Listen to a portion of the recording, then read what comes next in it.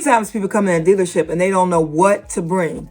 They're clueless. They don't know where they should start at when it comes to buying a car. If your credit score is between 300 and 600, this video is for you. It's for you. And no matter where you live in this world, this video is for you. So get your pen and paper ready. On this video, we're going to be talking about 6 things you need to be thinking about before you go in the dealership or before you even think about going to the dealership.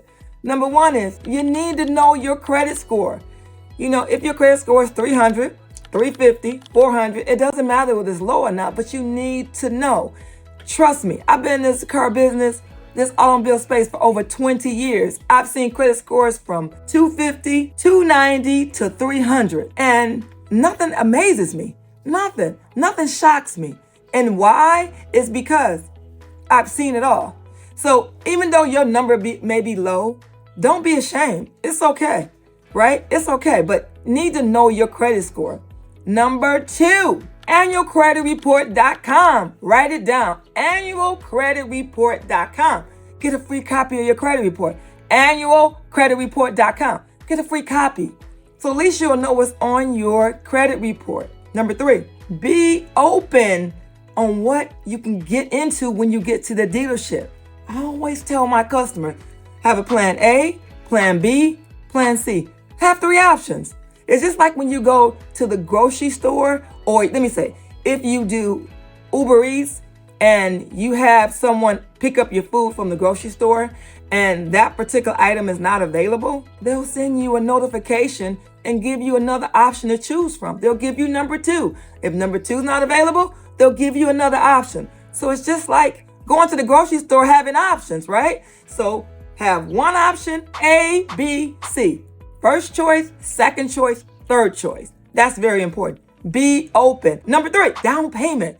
Know how much money you're working with. If you're not working with any money, be honest. When you go to the dealership, we want to know what you have right now. What do you have right now in your pocket? If you say you have $1,000, we're going to be thinking, okay, is that $1,000 ready and available? Not $1,000 you're going to have a month from now or 2 weeks from now. We deal with right now. At the dealership, we are into 1 month. We forecast maybe 6 months later, maybe 7 months later, maybe 90 days, but we're dealing with right now. So if you don't have any down payment, just be honest. You know, then let me just give you a hint on this one. Find out, are they matching your down payment? You know, if you got $500 down, you know, can you match me another $500? Or can you help me out with down payment? The only thing they can say is, no, we can't do that, or no, we won't do that, or that's not something we'll do. So know that. Ask questions. Down payment. Know what you have ready and available. You know, if you're waiting to get your tax money and it's tax time, then you say, I'm waiting on my taxes, you know, and say, I'll have it on this date, or I'm expecting this. Just be honest. The next one I give you, want to make sure that you have when you come to dealership, bring your income. Now, we always want 2 current pay stubs within 30 days. We don't want to pay stuff from 6 months ago, 7 months ago, or last year. And it's February right now?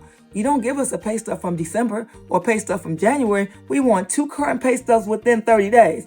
And right now, during tax time, what we're asking for at Joe Longhammer Chevrolet, or I'm asking my customers for, I'm asking you for the last pay stub from the end of the year, which is December.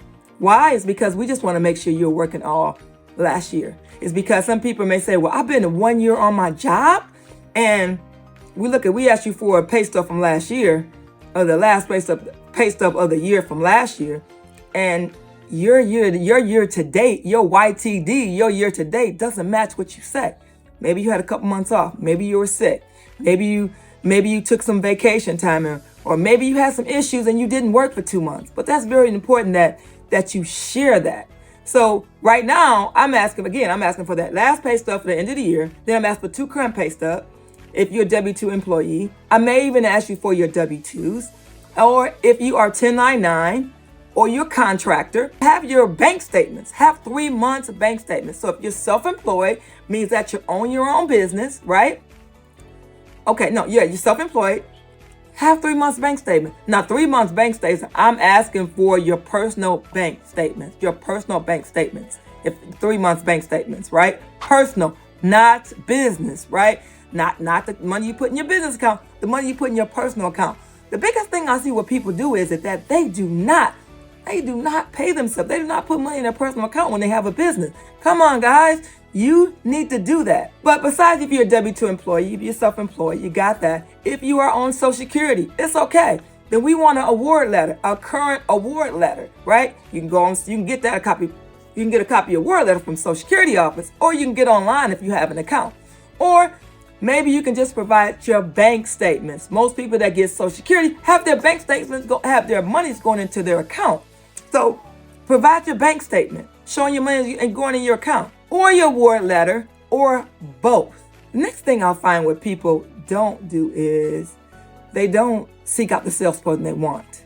You know, I personally, I'm on the dealership website, right? But I get a lot of my business from referrals. I get business from advertisement, right? So people either do a search for Regina, the Queen of Car Loans, they Google me, or they see my TV commercial, or maybe heard my radio ad. So do your research on your salesperson, because you want to make sure that you have that salesperson that's going to work for you totally. It's all about working for you. You looking for a car? Have somebody that works for you. It's all about you, right? So pick your salesperson. And if you don't feel comfortable, you don't know anyone, ask a friend, ask a neighbor, find out who they bought their car from. You know, if anything, go on the website, go on the dealership website, pick the person, pick the name of the person. And then after you pick the name of the person, what do? You look them up on social media. That's what you do. Look them up on social media. That's what you should do. Find out what kind of person they are. The next thing what you want to do is call ahead at the dealership. Make an appointment with your salesperson. Or if you call a dealership and you don't have a salesperson, you got to talk to the BDC, which we call it the Business Development Center, and they set appointments for salespeople. Then if you got to do that, that's okay. But call ahead. If you designate and you have designated, you have found that salesperson you want to deal with, right? Call and make an appointment. Popping up is probably one of the worst things what you can do, is because they're not going to be ready for you. You know, treat your appointment like buying a car. Treat your appointment like buying a car, like you go to the doctor's office, right? Make an appointment. The last thing what you want to make sure that you do, which really honestly should be the first thing that you should have in order. You know, if you have a driver's license or a state ID. Too many times people come in and they don't share that they don't have a driver's license. They come in with a state ID. You know, yes, you can buy a car with a state ID and you don't need a driver's license, right? But maybe the bank may require you to have a driver's license. It just depends on the bank. So share ahead. Share with your salesperson if you have a state ID. Just say, you know what? I have a state ID. Is that a problem? I have a state ID. Is that a problem? You know, just ask the question. You know, but if you can, have your driver's license match the address that you live at. Match that. Have that. And if it doesn't, you just need to let the salesperson know. Last thing, what you also want to make sure you have when you come in, proof of residence. We call it POR. Light bill, gas bill, bank statement, credit card statement, something that puts you at your address. And people want to know, why do they want that? They want the POR, proof of residence, because they want to match up where you live at, where they think that car is going to be in case you don't make your payments. So provide those things, and good luck on your journey of buying a car. But if you want to put a credit application in with Regina, the Queen of Car Loans, go to ReginaTheQueenOfCarLoans.com. Regina, the Queen of Car Loans.com. Put that credit application in. What you waiting on? All right.